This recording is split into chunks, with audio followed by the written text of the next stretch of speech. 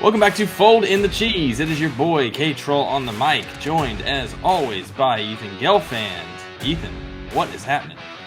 You know, we just had kind of a big thing going on last night, and now we're here to recap it because guess what? Right. Today is the season opener, guys, and so it's spectacular. It's the best day of the year for NFL. We got the Lions facing off against the perhaps Kelsey-less Chiefs and Chris Jones-less Chiefs. So this is probably the best time the Lions could be playing the Chiefs right now.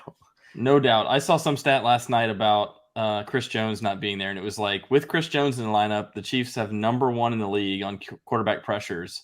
Without Chris Jones, they're like 30th or something. Oh, gosh. Like one player impacting that much is insane. Would you say he's on Aaron Donald's level? Probably, yeah. He's not as famous as Aaron Donald. You know, Aaron Sure. Donald's been doing it for like every year, forever, and just unrivaled. He's just gotten that reputation. But yeah, I think he impacts the game in the same way. I think there's a few guys that do that. Honestly, I think Jeffrey Simmons is that way in Tennessee. He's not as much of a pass rusher as like Harold Landry is here, but he stuffs the run. Matthew Judon in there then too. Matthew Judon, boom.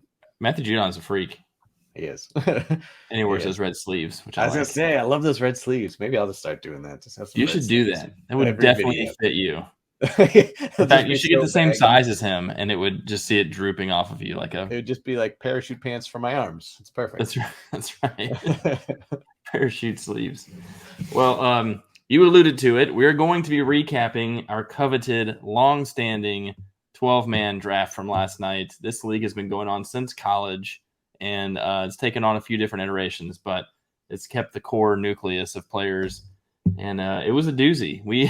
It was a doozy of a draft. I mean, the tone was set honestly by the fourth pick. Yes. It's just okay. This is what's going to happen. This is what's going to happen. It's going to be wild. And it threw off all of our strategies. And yeah, so I mean, let's just jump right into it. So as you remember, you know, half of us did like a draft combine to see where we were going to fall in the draft order, and then the other half was just kind of like a randomizer, which was fun. Next time we got to try and get everyone to do the combine. It was a good time. So anyway, Kemper, you were picking 5th, and I was picking 8th. Again, this is out of 12 teams. We just expanded last season to 12 teams, so that's a whole nother animal in and of itself. And then again, I don't know what it was about the draft last night, but it was wild. So you were picking 5th. You were picking right after your brother, which sometimes you like, sometimes you don't. You feel he always snakes your picks, but this time I don't think he did that. I think he just went rogue. He went completely rogue. So here's what I'll say. Normally we have more podcast episodes leading up to the draft, and we have shown our hand a little bit more. We didn't do that on who we want to do. We did not do that this year because the podcast is taking on a different angle as well, and so we're not going to be doing as much heavy hitting. We were big into heavy hitting analysis. Big. We're not going to be doing as much of that. We thought about doing an episode on Tuesday and saying, like, do we give people like I must draft this guy? And we're like, no, because half the people that are in this league listen to the podcast and they're going to snake our people. So we intentionally did not do that. And it paid off for me because my brother, although he does not listen to every episode, would have listened to the one episode where we gave away our favorite players and would have absolutely just snaked me the whole time. He had no idea. He did get Jalen Hurts, which I know from last year he knows I love. But he took him in the second round. But anyway, it was wild. It was wild. So the first 3 picks went pretty to book. You know, it was a combination of Jefferson, Chase, and McCaffrey. You know, so it went JJ, Chase, McCaffrey, which, you know, you could say anyone could have been that number 1 pick, but those 3 were essentially the consensus top 3. Then what'd your brother do at 4? Yeah, so I mock draft this thing a million times on Sleeper. And the one thing Sleeper did was Travis Kelce was always in consideration for a top 5 pick. So it was those 2 receivers, Jefferson, Chase, McCaffrey, and Eckler, and Travis Kelce. Those are like, in every draft I did, pretty much, those are the first 5 picks. Unless it got to me at 5, and I would take Tyreek Hill maybe instead of Kelce. I mocked it out a couple of different ways. Sure. Well, my brother at 4 decides to go with Nick Chubb. And I'm just like, now I'm all thrown off because I've like the first 3 went exactly as expected. I think if he takes Eckler, I'm going to take Tyreek Hill because Kelce's injured, and like I'm ready to go because I know what my team's going to start looking like. You would wrap your head around taking a receiver in that spot. You're like, maybe I'll do a 0 RB, you know, just line up, stack up on receivers, or a Kelce, same kind of idea. So that was your strategy. But now you're like, well, crap, I can't pass on Austin Eckler. I So, know. I like very reluctantly took him, and I should be stoked about that to get him at 5. I think that's a great value there, but like I don't know. In some weird way, I didn't want one of those guys. I guess right? because I'd mocked so many times, and So I many know what my times you second did round not. pick's going to look like. That I'm Yeah, thinking, okay, I can get a stud in the second round, and like I'll be better off maybe. But it didn't go that way. I So did not. right out of the gate, immediately I'm off track because I've got a running back in the first round, and I've mocked this thing to have a receiver in the first round Yep. almost every time. And I had mocked running back first, but like I don't know, it just not as frequently. It just didn't happen. You were mentally prepared for Yes. wide receiver first. Yes. So then Tyreek goes 6, and then here was, so at the end of last season, y'all know what I had said from the beginning. No matter what, this is what I'm doing. If he is available in the second round, I am taking Patrick Mahomes, and everyone knew that. I mean, you knew that, and it didn't matter because you were after me, so you wouldn't be trying to snake him anyway. So like, because I'm done not having like a stud quarterback. I've always waited the past like 5-6 years. I've always waited on a quarterback. Not happening this year. I'm going to get Mahomes in the second. Might be a little early, but whatever. So then I have the 8th pick. What does Mark Hazer do with the 7th overall pick? He takes Patrick Mahomes. So again, it's not like I was going to take him in the first round, but that then just threw it off for me because then I was starting to wrap my head around like maybe I'll get, maybe I'll do a Saquon, maybe Bijan Robinson. Well, one, I didn't even think Bijan was going to be at my pick at 8, nor did I think Saquon was a toss of 2. So then he takes Mahomes, and then one, I'm already pissed off because I was going to get him on the turn in the second.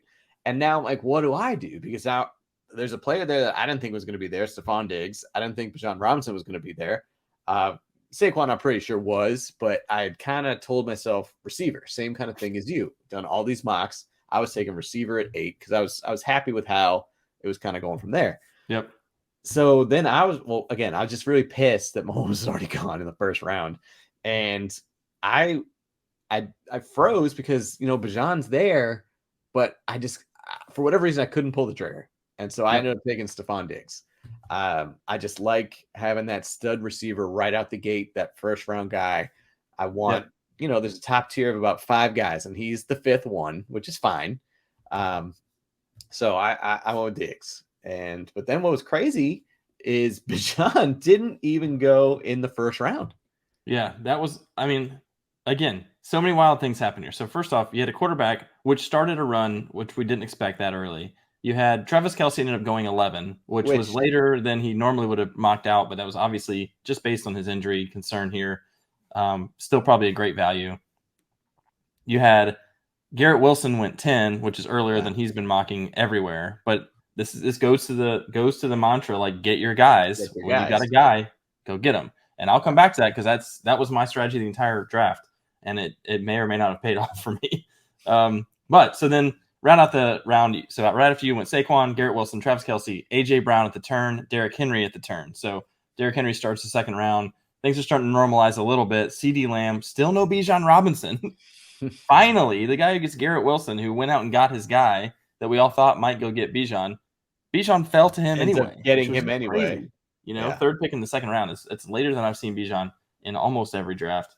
So that was great value there as well.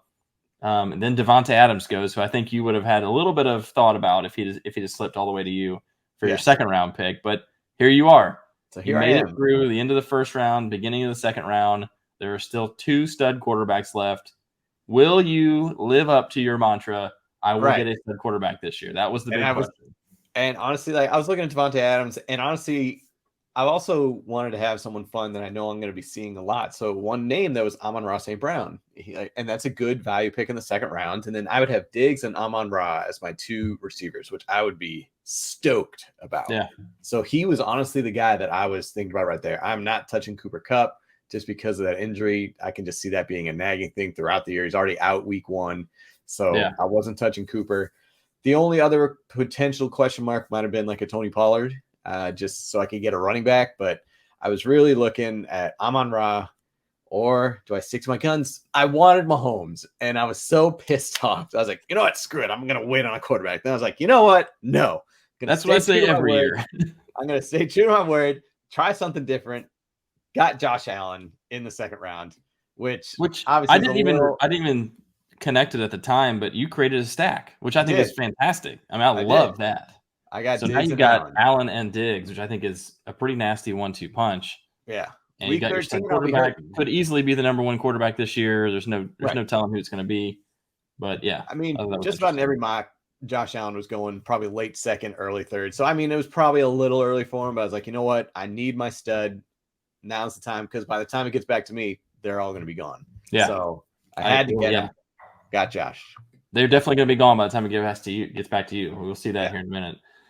So after you, Cooper Kupp goes for the guy who took Mahomes in the first round. Still probably earlier than I would have wanted Cooper Kupp, just because I genuinely feel like they're doing some weird stuff with him. I'm worried that it's going to be a much longer injury. I mean, if he's going to a specialist now, like he's had it since the beginning of August, and now he's going to see a specialist. That's not good. It's not a good. I've heard something there. They think that could be some nerve issue going on, and that's something you do not want to mess around with. So anyway, I'm seeing the draft start to fall, and another quarterback's off. That's good news for me. Cooper Kupp's gone. That's good news for me. Some of my guys are starting to stick around, and I'm like, oh my gosh, there's a chance. And I'll tell you, when I mocked, every time I got Tyreek Hill at 5, I got Tony Pollard on the second round, and I was thinking, if Tony Pollard falls to me, this thing is over. I'm gonna have Eckler and Tony Pollard. I'll be so jacked. And of course, the other target I always look at is Amon-Ra, who I have loved him. I owned him from day one. I was there, and what a stud. So, of course, in the championship game. Here's where the first snaking occurs, where Tony Pollard goes one pick before me.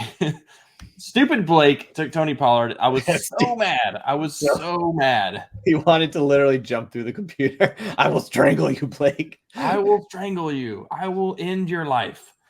So now I'm stuck with this decision of there's one more stud running back in my mind that's top tier, and that's Josh Jacobs. I do think what he did last year is repeatable. I think it's a symptom of Josh McDaniel's system. I think it's a symptom of getting Devontae Adams in there to take some of the pressure off the defense.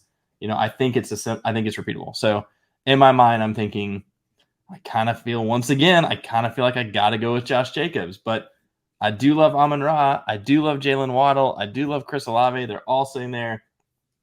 I ended up playing it quote unquote safe and went Josh Jacobs here. So then I've started two running backs, which all year, this was a year I swore I would not do that. Yeah. And here I am. So I've got Josh Jacobs right after me. My brother takes Jalen Hurts. And so the top three quarterbacks are done. I'm thinking, no problem. I still, fourth or fifth round is what I was really wanting to target. Justin Herbert, maybe Burrow, Trevor Lawrence, Lamar Jackson, one of those guys, maybe Justin Fields, but I don't know. I felt nervous about him because I was so in on him last year. So I just thought fourth or fifth round would be a good spot for that. So anyway, that's why I waited. Which typically happened. Like in all these mock drafts we were doing, I was usually getting a Herbert in a fifth or even a sixth round, like early sixth. Yes, I got him in fifth many times. Exactly. And so then what happens is, so your brother takes Jalen Hurts and Amon-Ra gets off the board, Jalen Waddle.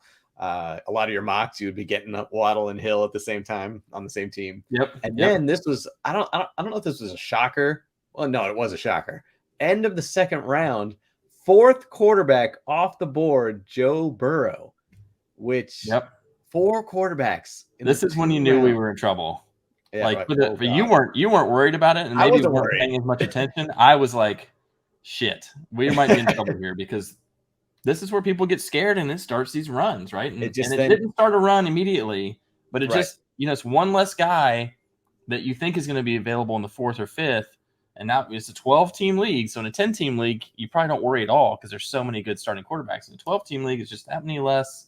People start getting backups, and all of a sudden you're like, you can run into some trouble. So this is one of my first warning signs that this was going to get bad. Like retro. Okay, so then into the third round, you have the fifth overall pick again. ETN comes off the board, Joe Mixon, and then I knew you were hoping this guy was going to drop to you. You love him so much. Chris Olave, I knew that's who you were targeting because you didn't have a receiver yet. I knew that's who you're going to pick. But unfortunately for you, he goes third in that third round. So he's off the board, followed by DK Metcalf. And who did you end up going with? So here again, this is where I was a little irritated because I was thinking in my mock drafts, third round, I either got Olave, maybe Waddle fell, but not usually. Or I'll tell you, and I didn't mention this to you a whole lot, but I was targeting Jahmyr Gibbs in the third round a lot of times. I really thought if I go with a receiver first, and even if I do receiver, Gibbs will be a strong first running back for me. Yeah. And so here I am again. He's available, but I'm like, Available. I've got 2 running backs. I've got to address the Two receiver running position. back. You're about to take the Larry Schwimmer 4 running backs. I was about to go L Schwim, 5 RB, first 5 picks.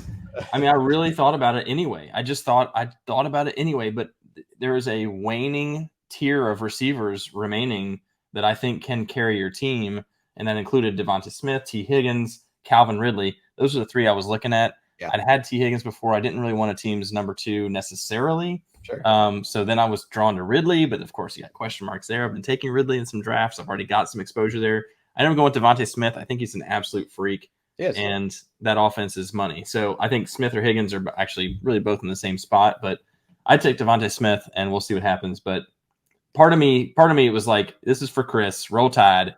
Get me another Alabama player. And if I do right by Chris will do right by me. I'm gonna win the belt. There you go.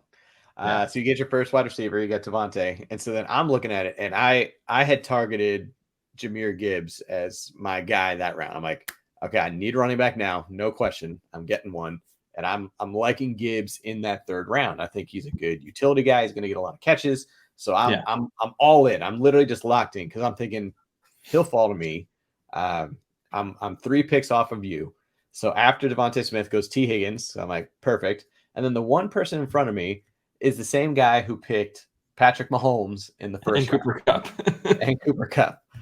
And then wild card. Like, it's one Mark Hazer. And to put it lightly, he's not the most knowledgeable of the NFL, which is great. We love that he's in the league this year. You know, he joined last year, which is great. He did fine. And he knows he's not the most knowledgeable, but he's up for a good time. So I was like, oh, there's no way he's going to even know who that guy is. Who does he pick? Jahmyr Gibbs.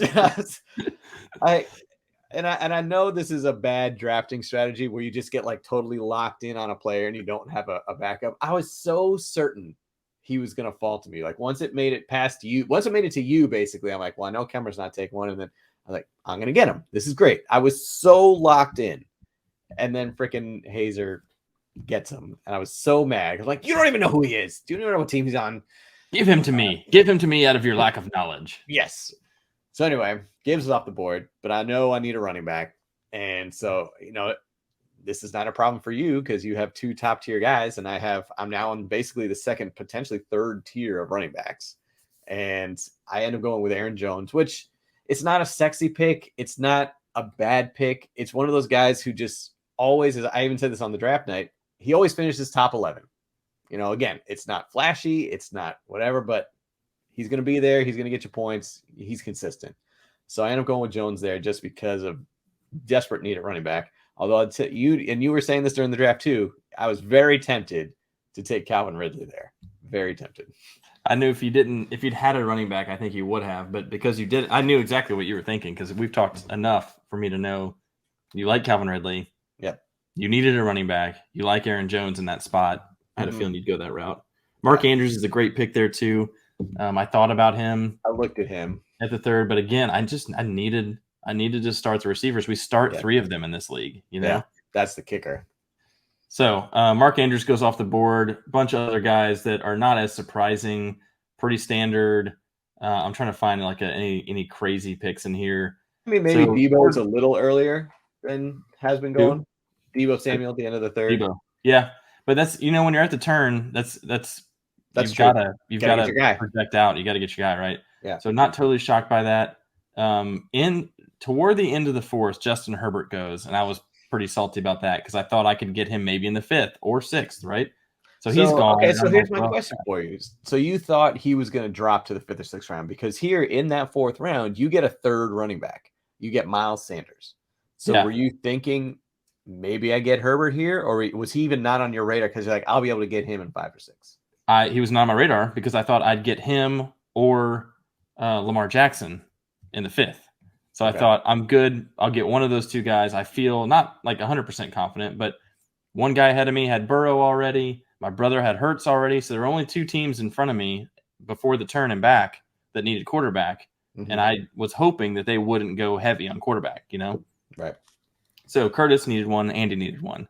And then it was me. So I thought, calculated, hey, there's 2 guys I really want, and I'm just going to run the risk that they're going to skip. One of them will skip on one of those guys. So Curtis takes Herbert immediately, and I'm like, well, crap, that's gone.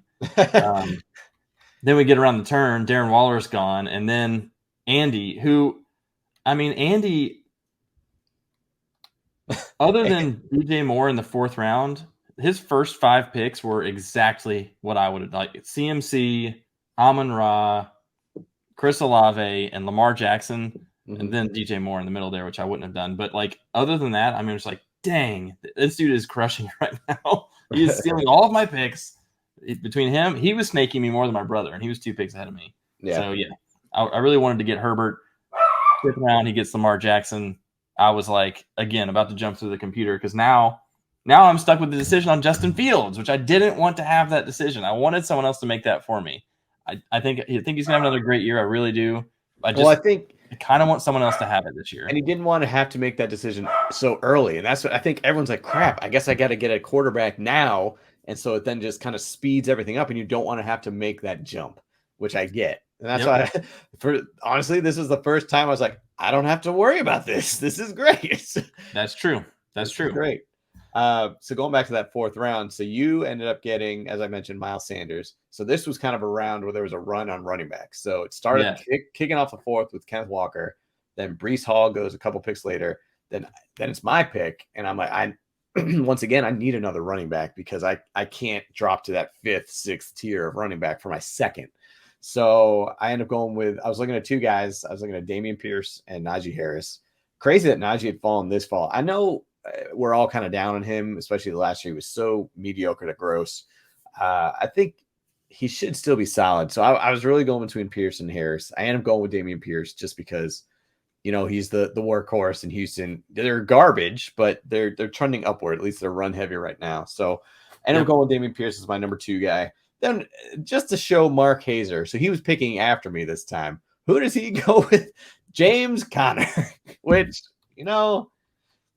whatever. He's a touchdown maker. Make fun of him all you want to. He catches passes and he's touchdown maker. There's nobody else in that backfield. I don't think it's a terrible pick. It's early. It's the 4th round. That's my thing. He's usually like a 6th round guy or 7th, but whatever. I have no problem. That's why I ended up taking Miles Sanders, though. I mean, running backs are now depleted. I'm just like, crap. I know eventually I want to have a 3rd. And normally in all of our mock drafts, we were looking at Cam Akers and James Cook in like the 8th or 9th round as great value. Make it that far. They didn't even come close. James Cook is in the 5th. Yeah. Cam Akers 6th. I mean, like there was no chance to wait. It just did not play out like we expected. Not at all. So 5th round, you still don't have your quarterback. You don't want to take Justin Fields. So or a tight end. Yeah. Who do you take? I thought about Justin Fields, and this is where I started saying, I'm going to go get my guys. I got Christian Watson, and that was early. I mean, he was only like maybe the 4th or 5th receiver down the list from where they had projected him to go. But I skipped over Terry McLaurin, Drake London, Michael Pittman. Yep. Deontay Johnson. Pittman this year. I was very soured by Pittman last year when I took him. And I just don't see it improving. But anyway, sorry, Michael Pittman. I took the jump on Christian Watson. I think he is a freak athlete. Yes. And I think he's got a chance to be an absolute monster this year. Can be, yeah. So I'm excited about him, even though projections are low or whatever. Like, I like him better than all those other guys that I mentioned. So I went with it and didn't look back. Now, unfortunately, in that round, Darren Waller, Hawkinson, I think Goddard goes later too. Like, Kittle's gone. Like, the tight ends are gone. And so I now don't have a quarterback or a tight end. Justin Fields goes, and then at the turn, Trevor Lawrence goes, which was the last straw for me, where I was like, that was my great hope in the 6th round was he would come back and I get T-Law. Didn't happen, so now I'm officially shit out of luck. You're out on quarterback now. Yeah. So going back to that 5th round, so you end up going with the wide receiver. I knew I wanted to I needed to get back on the receiver train because I only have Diggs at this point. I have Diggs, Allen, and now these 2 running backs. So I was like, I got to get receivers now because it's going to start to get thin. So you got Watson, then went Hawkinson and Pittman. So now I have the potential of a Drake London, Terry McLaurin, Those are basically the two guys I was looking at. I mean, people around who are still there are Deontay Johnson, Chris Godwin. Deontay Johnson, I've never been high on. I know you had him a couple years ago. He was a stud for you. He was just always consistent, getting you like 14, 15 points. Again, not flashy, but consistent. Last year he didn't catch a touchdown, but, it's Kenny Pickett's rookie year. So anyway, I was not a big Deontay guy. Chris Godwin, just a big question mark in Tampa. You have no idea what's going to happen there. So I didn't want to have a question mark. So it came down to kind of to Drake London, Terry McLaurin. I go back and forth. Drake London has this huge potential, this huge upside. I drafted him last year, started off hot, and then just tailed off, obviously, with the quarterback, whatever. Still question a quarterback with Desmond Ridder. So I end up going with McLaurin. I get some shit for it. Obviously, he's his toe. But, I mean, I'm looking at him. He's consistent. And he's gotten over 1,000 yards the past 3-4 years in a row. He's going to be the guy. Sam Howell, actually is looking solid. And so I begrudgingly took him. That is probably the pick I'm not as pleased about, but I kind of had to. Yeah. The only other potential I might have gone was a Kittle, but I didn't want to then just have. He's injured too. He's got a groin injury. He's so inconsistent. He's I've such a good tight end, but so inconsistent. And it's been frustrating for me. So I end up going with McLaurin as my wide receiver 2, which it's a little gross, but I had to do it. I know you all wanted me. You didn't take Jahan Dotson. It's fine. It's all right. You saved him for me. I took Jahan Dotson in the 6th round. I was really excited about that. I felt bad for you having no quarterback or tight end. Like, let him get Jahan. Let him get Jahan Dotson. Let him get some good players. So, pretty chalky 6th round. Godwin went, who I kind of was targeting. I know you're worried about that offense in general, but I do think talent wins out. Yep. And Baker Mayfield is at least competent. So I think that's a great value in the 6th round. Tyler Lockett for you, a great value in the 6th round as well. He just continues to produce. And then I took Jahan Dotson, a bunch of other dudes off the board. Cam Akers and DeAndre Swift do go in the 6th round. I think those are both probably good picks there for people who waited on running back. Not a bad look. It swings back around in the 7th, and so now we've lost more tight ends. And Evan Ingram's gone. I don't have a tight end. You don't have a tight end. I don't have a tight end. Evan Ingram's gone. He's been one of my targets too. I'm just like, at this point, I'm just going to load up on running back and receiver. Same. And just see what happens, basically. So I end up taking Hollywood Brown, who I do think can have a really big year. He's far and away the number one in that offense. Sure. I know there are question marks about the quarterback play, but again, if he's getting 10, 12 targets a game coming from Joshua Dobbs, who officially is going to be the starter week 1, I'm fine with that. And Kyler, it sounds like when Kyler's healthy, they are going to play him. So Kyler comes back and he looks for Hollywood. That could be a great value play in the 7th round. Yeah, for sure. And I'm kind of at the same point with you. I need to get wide receiver running back depth at this point. I mean, I'm not worried about tight end because he mentioned all the big names are off the board. So I am going with, this was kind of a stretcher for me. It's more of a stash play, Alvin Kamara. I know he's suspended for the first 3 games, but I like his potential upside with a Derek Carr. Just a more stable, heavier quarterback, catching more of those balls out the backfield. I know they got Jamal Williams, who's going to get some goal line touchdowns there, but I like what, on a reach in the 7th for Kamara to be kind of like a potential flex. To see if he's still got it, I think that's a great value in the 7th. Yeah. So then some receivers go off, a couple more running backs come into the 8th. Back to me, I'm like, run on tight ends in the 8th, or the remaining tight ends. So we were all hoping Kyle Pitts was going to fall to you, and you just have to take him. We were hoping. I truthfully think I would have in the 8th. I think I would have had to, and honestly, I just did not want to. I knew I was going to pick a tight end in the 8th, and I was going to pick him, and it was between him and Freiermuth, and Josh picked him right before me. So I was like, okay. Yeah. It made the decision for me, which is fine, because I was like, I kind of don't want to have to make this choice. You're always big on Freiermuth. So I had 2 remaining quarterbacks that I was looking at, and 1 tight end I was looking at. David Njoku's gone. So I was like, great. Right before me, Tua goes off the board. That was one of the quarterbacks. I was looking at Tua, and I was looking at Deshaun Watson. I was like, if I leave with one of those guys, I'll be okay. Tua goes off the board, and now everyone else has a quarterback except for me. And I'm like, okay, well, at least there's no rush. I'll get Deshaun Watson. 9th round, Deshaun Watson goes off the board. I'm like, you've got to be kidding me for a 2nd quarterback for somebody. I'm like, you jerks. Okay, but who did, instead of Deshaun Watson, who did you take in the 9th round? In the 9th round, I took Jonathan Taylor, the Yes, controversial pick. I can stash him on my IR, which I like because he is officially on the pup list. on the pup. So I have done that and picked up another quarterback. So now I have 3 quarterbacks.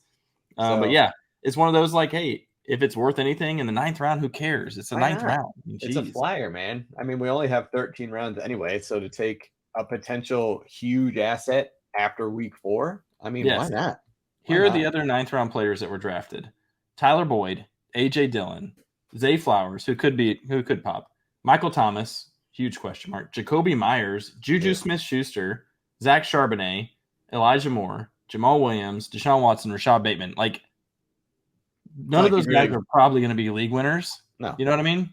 except for Zach Charbonnet. I think he's Your pick, Zach Charbonnet. Charbonnet actually could be. He could be a monster. And he's one injury away from having that backfield to himself and being a total beast. But that was a solid pick. I like that pick. I like Zay Flowers. But otherwise, I was like, why the hell not? I'm going to tell you who didn't like that pick. Yahoo. Yeah. I picked Zach Charbonnet. Is like, that was a reach. I'm like, what? Screw you, man. Yahoo. So you. finally, in the 10th round, you get some running back depth with Brian Robinson, who's going to be a volume play. Not much of a pass catcher, but really solid play. Raheem Mostert win the 10th. I think that was a great pick as well. He's getting the starting job. Yep. I was once again. Geno Smith goes. That was another guy I was thinking if I can get Geno, maybe I'll be solid. Someone like Geno Smith if I for can their second just quarterback. if I can just get Geno.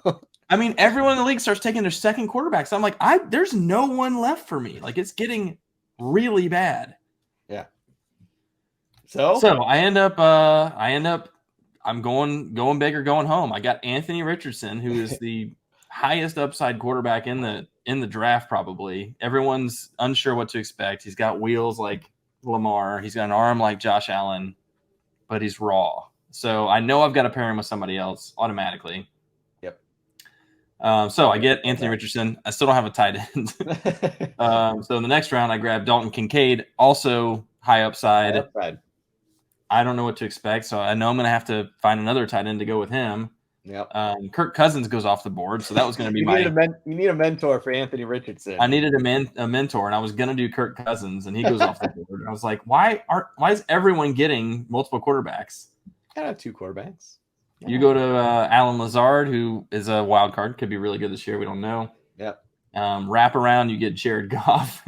I got you, man. Your team name, you got to. Yep. Daniel Jones goes off the board, so I'm just like, I mean, this is unbelievable. I get Cole Kmet to help with my tight end slot, and then I finish with Kenny Pickett, who I actually think, believe it or not, I think he's going to have a really solid year this year. I think he'll be really good. Everyone thinks he's going to make that sophomore jump, so I mean that could be a little mini steal and give you that. He's got weapons. I think George Pickens is a stud. I like Deontay Johnson. If this were a dynasty league, your quarterbacks are set. That's true. That's for dynasty. So there it is. So let's just read off our full rosters real quick as we have gone through the entire draft. So I'm looking at Josh Allen as my quarterback, my wide receiver room of Stephon Diggs, Terry McLaurin, Tyler Lockett. My running backs 1 and 2 are Aaron Jones, Dameon Pierce, with my tight end being Pat Freiermuth. And then my flex kind of rotating between a potential Brian Robinson, Kamara, Charbonnet, Alan Lazard. And that is my squad. And you got what was it? I got a D+ from Yahoo with a projected record of 6 and 8. What would you give yourself? I would give myself probably a B-. Yeah. I think I had a couple, again, like I wasn't as pleased with the Terry pick, but I was just, again, everything just got shifted around. All of our strategies kind of got thrown into the freaking fire. Yeah, it was wild. I was not as I didn't have my system in place like I normally do to keep me on. So I was just kind of shooting from the hip, and it got a little ugly. Okay, so as I mentioned, I put Jonathan Taylor on my IR so I could immediately pick up another quarterback because I was thinking about Sam Howell, and he's got that rushing upside too, and he's also got a great week 1 matchup. So I picked up Sam Howell, and we'll be starting him this week against Arizona. Hey, so I now have 3 quarterbacks. But I've got Sam Howell in my quarterback for this week at least. My receiving room is Devontae Smith, Christian Watson, Jahan Dotson. Running backs, Austin Eckler, Josh Jacobs. Ooh. Dalton Kincaid at tight end, and Miles Sanders at the flex. I could also flex Hollywood Brown, Jackson Smith, and Jigba, who I really like as well. And then I've got Anthony Richardson and Kenny Pickett on the bench as a quarterback streaming trio that I'll be playing all year, potentially, hoping that at least one of those breaks out and becomes a weekly starter for me. until week 5. So I got an F from Yahoo. So I got an F. I think it's the first time ever. Like I pride myself on crushing drafts, and Yahoo usually kind of agrees with me. They're projecting me to win 1 game this year. 1-13 is what they projected for me. I'd give myself a solid C, not an F. I actually, the more I've slept on it and thought about it, I'm more comfortable with this team. I am open to trying to make some moves here. Even before the season starts, just get some trades going, just to change the configuration a little bit. Starts. So today, you got to make some moves today. Well, before Sunday at least, but yeah. Okay, before Sunday. Yeah. So we'll see, but I don't know. There's a lot of upside here. This is one of those high upside teams. It's like could fall completely flat or could be an absolute juggernaut. I don't know. Hey, just call you Charlie Day. Wild card. Wow. So there you have it. So there it is. The 2023 draft. No one could have predicted how it went down. It was wild. I got a quarterback. Kemper didn't have any. That was different. Different. Now we'll just see how it plays out. Season kicks off tonight. Lions and Chiefs. Let's go. Let's see if Kelsey plays. But anyway, till next time, keep on folding. Wait, that's not right. Is that right? Yeah. I keep messing this up. So until next time, keep on folding. Fold it again. I wanted to say the pool boys are out. Pool boy. Folding the cheese is out.